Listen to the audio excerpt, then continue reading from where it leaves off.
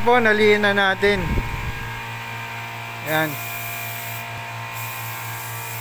Lalo na dito sa lining. Ingatan lang natin yung gold. Kasi may gold lining to.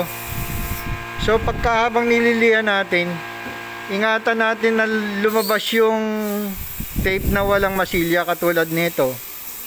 Kasi pinapantay natin siya dito eh.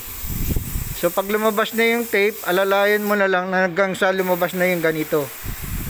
Pag lumabas yan, perfect yan. Kasi pag angat mo niya ng tape, hindi na siya babaliktad.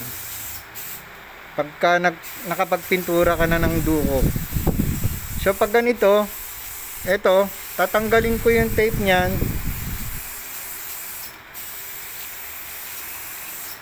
Yan. Yung pinaka base coat, iiwanan mo yun, base coat tape na yun. Yan. Pag lumabas yan, okay na yan. Susundan mo lang siya ng pinunliya para mamatay yung konting kanto rito.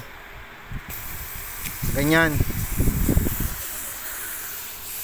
Pag lumabas na yan, alalayan mo na lang siya sa liya. Ayan o. Yung mga masila na yan. Yan. Yan.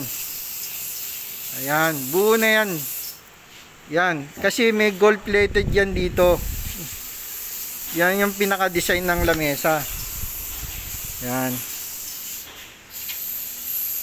Yan. Natanggal ko yung tape kasi yun yung resulte ng masilya. Yan. Yan. So, makinis na siya. Buo na yung lining niya. Buo na yung lining niya. Susundan mo lang siya ng liampino. Tapos ite-tape ko ulit yan para sa primer. Ayan. Ayan na.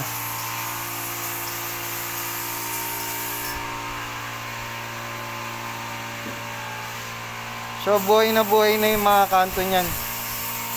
Ito, ganun din, lilihain ko rin yan. Medyo yung kanto niya buhay na rin. Kaya lang, lihan na lang talaga. Pati yung sa baba. So, what's up mga kapintor? Da-download ko nga pala to sa YouTube hanggang sa matapos. Thanks for watching.